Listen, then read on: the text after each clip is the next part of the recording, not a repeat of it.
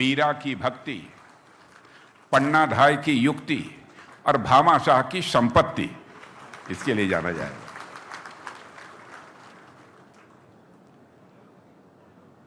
और जब रास्ते में आ रहे थे तो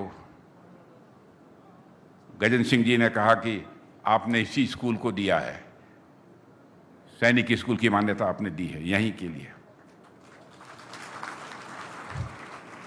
तो मैंने कहा कि हमको तो कहीं पर भी महाराजा गज सिंह जी का आदेश हो जाता है और हमारे छोटे भाई की तरह गजेंद्र सिंह जी हैं, वो यदि कुछ कह देते हैं तो मैं फिर इधर उधर मैं नहीं देखता हूं, मान लेता हूं।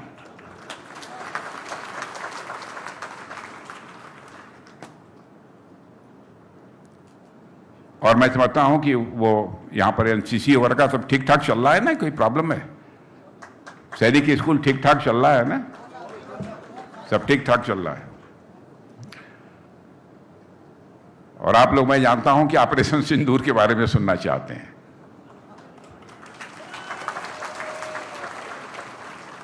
मुझे किसी ने बताया कि साहब और कुछ नहीं, ऑपरेशन सिंदूर के बारे में सुनना चाहते हैं। ऑपरेशन सिंदूर तो हो गया। आपने देखा कि पहलगाम में आकर उन आतंकवादियों ने धर्म पूछ के हमारे लोगों को मारा, लेकिन भारत के लोगों का दिल कितना बड़ा है ये देखिए। हमारे सेना के जवानों ने यदि उनको मारा तो धर्म पूछ कर नहीं मारा, उनका कर्म देख कर मारा। यह है भारत और दुनिया के दूसरे देशों में। हमने वहां किसी सिविलियन एस्टेब्लिशमेंट के ऊपर कोई आक्रमण नहीं किया। जहां पर आम नागरिक पाकिस्तान के थे वहां पर आक्रमण हम लोगों ने नहीं किया। हम लोगों यहां पर मिलिट्री एस्टेब्लिशमेंट था वहां पर आक्रमण नहीं किया। जो आतंकवादियों के केंद्र थे वहीं पर हम लोगों ने आक्रमण किया, क्योंकि हम जानते हैं उस परंपरा को हम लोग पालन करने वाले हैं। जब आपने पढ़ा होगा रामायण में, जब हनुमान सारी रावण की वाटिका में तोड़ फोड़ करने के बाद लंका में जब सीता जी को बंदी बनाकर ले गए थे, रावण ले गया था, जब सीता जी के पास पहुंचे हनुमान जी, तो सीता जी ने पूछा, ए हनुमान तुमने क्या कर दिया? इतनी तोड़ फोड़ कर दी, क्या जरूरत थी इसकी? इतने लोगों को मार डाला, क्या जरूरत थी इसकी? सीता जी ने हनुमान जी से कहा। तब हनुमान जी ने बहुत ही विनम्रता के साथ सीता जी से कहा कि हे माते, जिन मोहि मारा तिन मोहि मारे, जिन्होंने मुझे मारा हमने केवल उन्हीं को मारा। तो ऑपरेशन सिंदूर में भी यही हुआ है। जिन आतंकवादियों ने हमारे लोगों को मारा था, हमारे सेना के जवानों ने उन्हें ही मारा है। देखिए, युद्ध में भी नैतिकता का पालन किया जाना चाहिए, यह भारत की परंपरा रही है। और आधुनिक युग में भी नैतिकता का पालन यह भारत करता है। मेरे बहनों भाइयों, भारत के सेना के जवान करते हैं। और मुझे सचमुच रक्षा मंत्रालय में पिछले 6-6.25 वर्षों से मैं काम कर रहा हूं।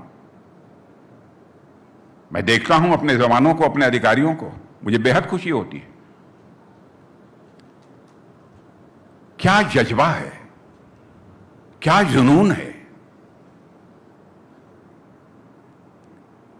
22 तारीख के बाद, 22 तारीख को पहलगाम की घटना घटित हुई है।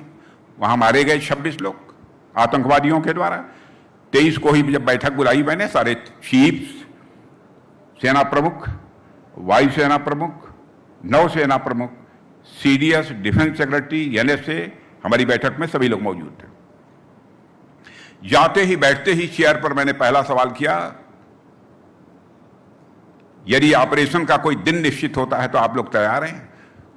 बहनों भाइयों, आपको जानकर खुशी होगी, एक क्षण भी नहीं लगा। मेरा यह वाक्य समाप्त हुआ था कि हमारे सेना के अधिकारियों ने कहा कि सर, ऑपरेशन के लिए यदि तुरंत भी करना हो तो ऑपरेशन के लिए तैयार है। मेरे बहनों भाइयों, भारत पहले वाला भारत नहीं रहा है। भारत को यदि कोई छेड़ेगा तो अब भारत किसी को छोड़ेगा नहीं। यह है भारत के अंदर ताकत।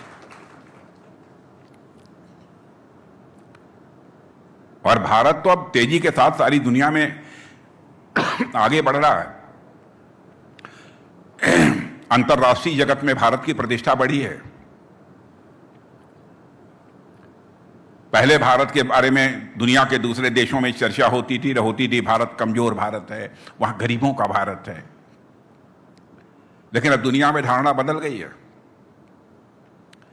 भारत पहले वाला भारत नहीं रहा। अंतर्राष्ट्रीय जगत में भारत का कद बढ़ा है। पहले अंतर्राष्ट्रीय मंचों पर भारत कुछ बोलता था तो भारत की बातों को दुनिया के देशों के द्वारा जिस गंभीरता पूर्वक लिया जाना चाहिए नहीं लिया जाता था। लेकिन आज भारत यदि अंतर्राष्ट्रीय मंचों पर कुछ बोलता है तो दुनिया कान खोलकर सुनती है भारत बोल क्या रहा है, यह भारत की हैसियत बनी है। अब मैं बहुत विस्तार में नहीं जाना चाहता कैसे बना है, क्या बना है। इसमें हमारे समस्त देशवासियों का योगदान है। हमारे प्रधानमंत्री का बहुत ही सशक्त और प्रभावी नेतृत्व है। और आप देखते नहीं हमारे प्रधानमंत्री के बारे में, दुनिया का देश चाहे जो भी कर ले, कितना भी ताकतवर, झुकते नहीं है। कुछ लोग कहते हैं हम झुकते भी नहीं, टूटते भी नहीं, लेकिन हम पूरी तरह से आश्वस्त हैं, न झुकेंगे न टूटेंगे। हमको कोई तोड़ भी नहीं सकता। यह है भारत के अंदर कुव्वत। धन दौलत के मामले में 2014 के पहले हम दुनिया के देशों में 11वें स्थान पर थे।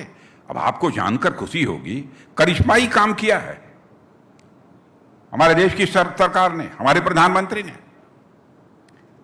धन दौलत के आकार के मामले में, इकोनॉमी की साइज बोलते हैं, हमारा भारत जो दुनिया के देशों में 11वें स्थान पर था 2014 में जब हम लोग की सरकार बनी थी, आज वह जंप लेकर दुनिया के देशों में 4थे स्थान पर आ गया है। और सर्वाधिक तेजी से आगे बढ़ने वाली अर्थव्यवस्था किसी देश की है तो मेरे बहनों भाइयों, सीना ठोक कर कह सकते हो केवल और केवल भारत की है।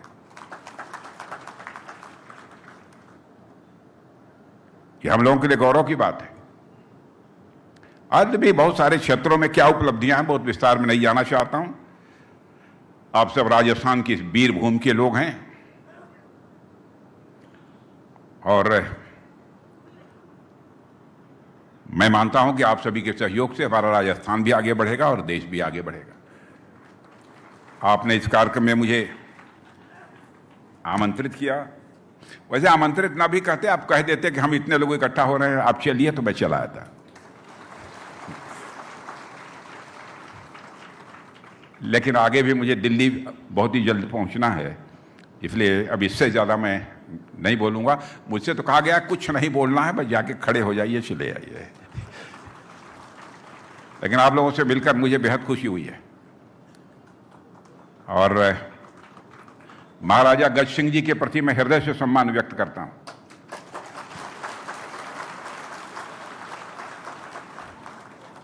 और बहनों भाइयों, मैं इनका बहुत सम्मान करता हूं, महाराजा का। आज से नहीं, कई वर्षों से, 25 साल हो गए होंगे।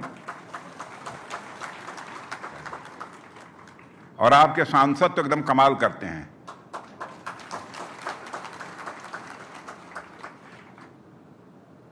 अब ऐसा मत समझिएगा केवल संस्कृति या पर्यटन मंत्री हैं। कहीं कोई जरूरत पड़ती है तो आपके सांसद गजेंद्र सिंह शेखावत भेजे जाते हैं। भाई जो कुछ भी है तो पानी और खून तो राजस्थान का ही है ना।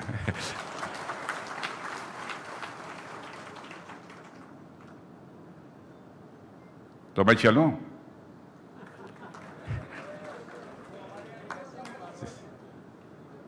सर क्या बोलते हैं, खमानी,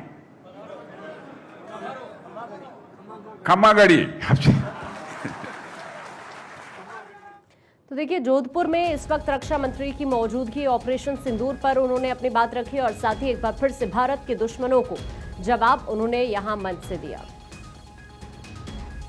इस हेडलाइन के प्रस्तुतकर्ता हैं